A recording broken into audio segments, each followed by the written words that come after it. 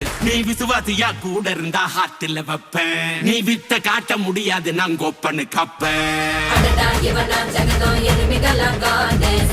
சிறப்பா முடியும் சம்பவ சீனு. நீ தகராறு கொடுத்தா பிள்ளைங்க அட்டாக் மோடு